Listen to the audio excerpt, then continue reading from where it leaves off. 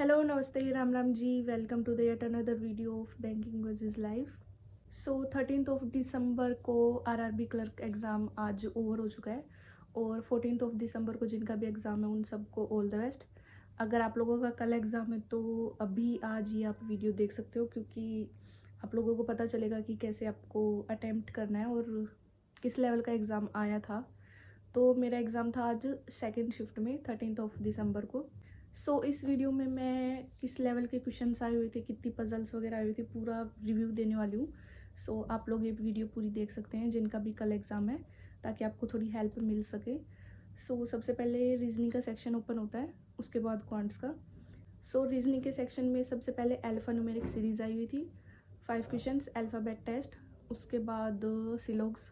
ये दोनों मैंने स्टार्टिंग में स्किप करी है, क्योंकि मैं स्टार्टिंग में ये क्वेश्चंस नहीं करती। मैं स्टार्टिंग में पज़ल उठाती हूँ और जो भी सिलोग्स के क्वेश्चंस होते हैं वो।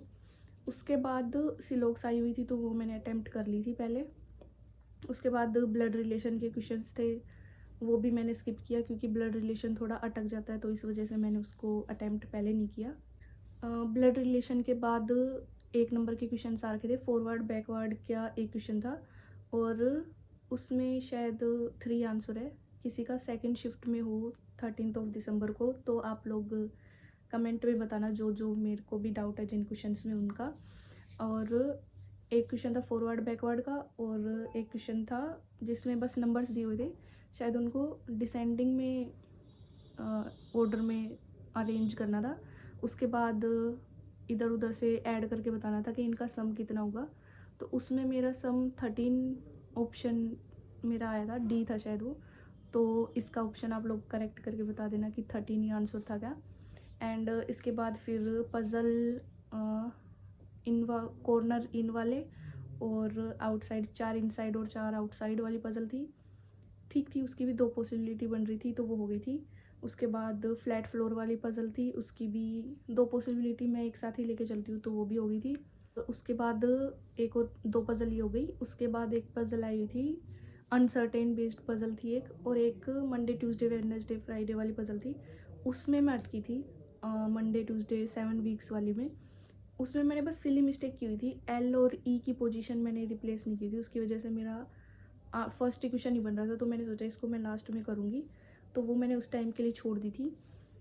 उस टाइम पे छोड़ने के बाद मैंने लास्ट में दोबारा से उसको देखा था। एक तो टाइम की काफ़ी वो हो जाती है कि मैंने स्टार्टिंग में सोच लिया था कि बिल्कुल धीरे धीरे लेके नहीं चलूँगी मैं, क्योंकि धीरे धीरे लेके चलूँगी तो फिर एक मॉक में मेरी ऐसी मिस्टेक हो गई थी, तो मुझे लगा कि रीजनिंग तो ईजिली आराम से बन जाएगी, तो उस वजह से मुझे लगा स्पीड ही मेंटेन करके रखनी है। तो ये चीज़ आप लोग भी ध्यान रखना जिनका भी कल एग्ज़ाम है, कि स्पीड मेंटेन करके रखना। क्योंकि रीजनिंग में ऐसा लगता है कि 25 मिनट्स है तो आराम से बन जाएगा, पर एक स्पीड मेंटेन करके रखेंगे हम, ताकि बाद में टाइम बचे तो फिर हम उसको यूटिलाइज रीचेक करने में कर सकते हैं। इसके बाद अनसर्टेन वाली, ये वाली मैंने लास्ट में उठाई थी, मंडे ट्यूसडे वाली दोबारा। और उससे पहले मैंने अनसर्टेन वाली पज़ल की थी जिसमें 17% अरेंज हुए मेरे, तो उसका आप लोग आंसर बता देना। 17% अरेंज हुए। उसके बाद मैंने पहले वो वाली मंडे वीक वाली पज़ल छोड़ के पहले मैंने जो अल्फ़ा न्यूमेरिक सीरीज़ आई हुई थी उसको किया। अल्फ़ा न्यूमेरिक सीरीज़ में मैंने क्या चीज़ नोटिस की कि पहले जितने एग्ज़ाम हुए थे, लास्ट ईयर भी एग्ज़ाम हुआ था, तो उसमें एलिमेंट्स और सिंबल्स और नंबर्स में पूरा मतलब 5 क्वेश्चंस अरेंज होते थे, कि एलिमेंट्स में हो गया, सिंबल्स में हो गया, लेफ़्ट से राइट से, कि 10 टू लेफ़्ट कितने क्वेश्चन कितने परसेंट्स होंगे, या फिर इसके लेफ़्ट में इतने हैं, सिंबल के लेफ़्ट में तो राइट में कितने होंगे। बट इस बार थोड़ा सा हल्का सा ट्रिकी किया हुआ था, मुझे ऐसा लगा क्वेश्चंस को, कि अगर नंबर के लेफ़्ट में इतने परसेंट है तो सिंबल के राइट में कितने होंगे, ऐसे करके कुछ अरेंज किया हुआ था उनको। तो अगर किसी और ने भी ये चीज़ नोटिस किया तो आप लोग बताना। बाकी मुझे लगा ऐसा कि थोड़ा सा ट्रिकी किया हुआ था अल्फ़ा न्यूमेरिक सीरीज़ को, क्योंकि उसमें जो 2-3 क्वेश्चन थे वो अगर कोई जल्दबाजी में पढ़ के उनका आंसर करे बिना पेशेंस और फोकस के साथ, तो उनके गलत हो सकते हैं, ऐसा मुझे लगता है। इसके बाद अल्फ़ाबेट टेस्ट की मैं बात करूँ तो अल्फ़ाबेट टेस्ट में फ़र्स्ट एंड सेकंड क्वेश्चन थोड़े से लेंदी लगे, जो कि मैंने स्टार्टिंग में छोड़ दिए। उसके बाद थर्ड फोर्थ फिफ्थ क्वेश्चन, तो बाकी अल्फ़ाबेट टेस्ट तो वैसा ही था जैसे हम मॉक में देखते हैं, वैसा ही लेवल था उनका। बाकी ओवरऑल उसके बाद मैंने ब्लड रिलेशन उठाया। ब्लड रिलेशन में भी इतना ट्रिकी नहीं था ब्लड रिलेशन वैसे, बट स्टार्टिंग में देख के मुझे लगा कि अभी छोड़ देना चाहिए। तो ब्लड रिलेशन में डायरेक्ट ही कंडीशन दी हुई थी, 3 क्वेश्चन थे ब्लड रिलेशन के ऊपर बेस्ड, 4 पजल आई हुई थी रीजनिंग में, alpha numeric series, alphabet test and syllogisms, ये सब आया हुआ था। और बाकी एक क्वेश्चन मैंने स्किप किया इसमें, एक्स मार्क करके एक क्वेश्चन होता है, वो मैंने स्किप किया क्योंकि उसमें एक तो टाइम भी बचा नहीं था और ऊपर से फिर वो क्वेश्चन करने में थोड़ा रिस्की होता है क्योंकि उसकी वर्ड फॉर्मेशन करनी होती है, तो उस हिसाब से मैंने नहीं किया। बाकी जो 2 1 मार्कर क्वेश्चन थे जिसमें फॉरवर्ड बैकवर्ड था और डिसेंडिंग ऑर्डर में अरेंज करना था, उसका आप लोग आंसर ज़रूर बता देना कि 3 था और 13 था। सो ओवरऑल रीजनिंग में मैंने 39 अटैम्प्ट किए हैं आउट ऑफ 40। सो इसके बाद क्वांट्स का सेक्शन ओपन होता है जिसमें फर्स्ट क्वेश्चन अर्थमेटिक का था, वो मैंने स्किप किया। उसके बाद सिंप्लीफिकेशन के क्वेश्चंस आ गए थे, शायद मेरे को एग्जैक्ट याद नहीं है बट 10 12 या 15 के अराउंड होंगे सिंप्लीफिकेशन के क्वेश्चंस, काफ़ी इजी थे। क्वाड्रेटिक नहीं थी मेरे में, नंबर सीरीज़ थी, लास्ट में थी नंबर सीरीज़, बीच में थोड़ा लास्ट से थोड़ा सा पहले। नंबर सीरीज़ के 4 क्वेश्चन मैंने किए हैं, ईजी लेवल के थे। सिंप्लीफिकेशन किया है पहले, उसके बाद मैंने डीआई बनाई थी, एक टेबुलर बेस्ड डीआई थी जिसमें कि मंडे ट्यूसडे वेडनेसडे और एबीसी का डेटा दिया हुआ था, उसके ऊपर बेस्ड थोड़े से हल्का फुल्का सा कैलकुलेशन था, ज़्यादा नहीं था, बट क्वेश्चंस इजी थे, आराम से बन गए थे। 5 क्वेश्चंस इस वाली डीआई के थे एंड एक टेबल बेस्ड डीआई थी जिसमें कि सोल्ड का डेटा दिया हुआ था, ABCDE का 5 थे पर्सनस, उनके सोल्ड का डेटा दिया हुआ था, उसके ऊपर बेस्ड कुछ क्वेश्चंस थे, इजी थे क्वेश्चंस, इतना कुछ हार्ड लेवल का नहीं था। क्वांट्स मुझे लग गया था कि रीजनिंग में 2-3 पजल में पॉसिबिलिटीज़ बन रही हैं, तो क्वांट्स का सेक्शन थोड़ा सा इजी आने वाला है। सो ये 2 डीआई थी। इसके बाद मैंने अर्थमेटिक के क्वेश्चन किए 1-2।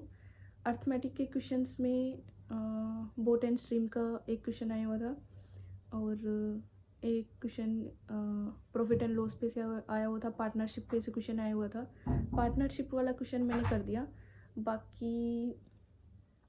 बाकी के मैंने अर्थमेटिक के ज़्यादा क्वेश्चन मेरे बने नहीं।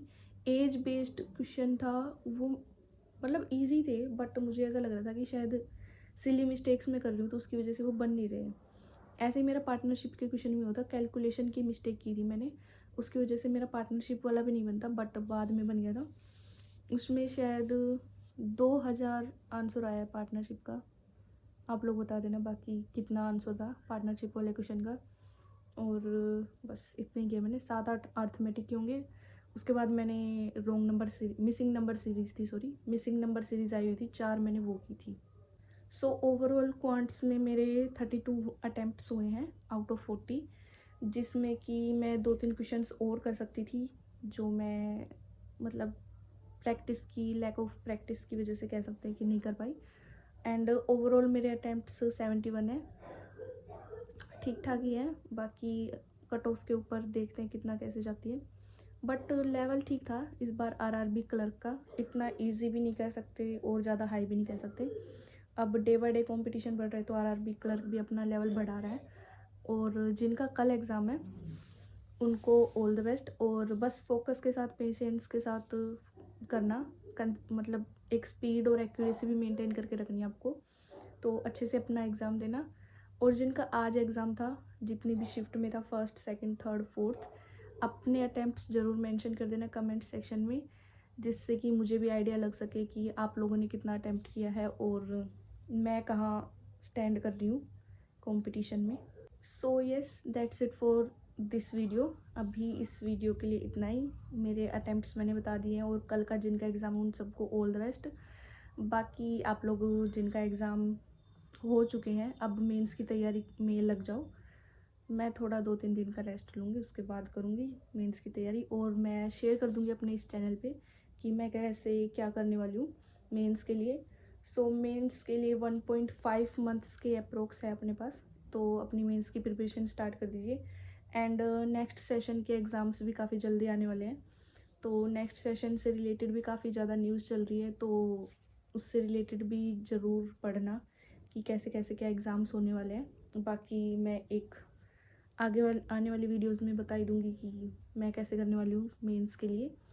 एंड जो भी बिगिनर है तो वो अपना जो प्रिपरेशन स्टार्ट करना चाहते हैं तो वो इम्पोर्टेंट जो चैनल्स हैं उनके लिंक मैंने डिस्क्रिप्शन में दिए हुए हैं, वो जाके चेक कर सकते हो आप।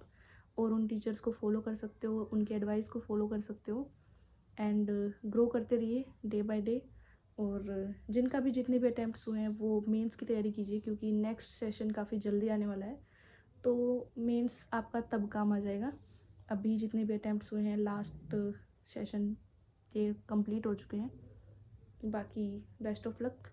एंड जीवन में वही काम करिए जो आपको करना अच्छा लगता है, जिससे करके आपको खुशी मिलती है, सुकून मिलता है। Tata bye bye, take care, ध्यान रखिए अपना।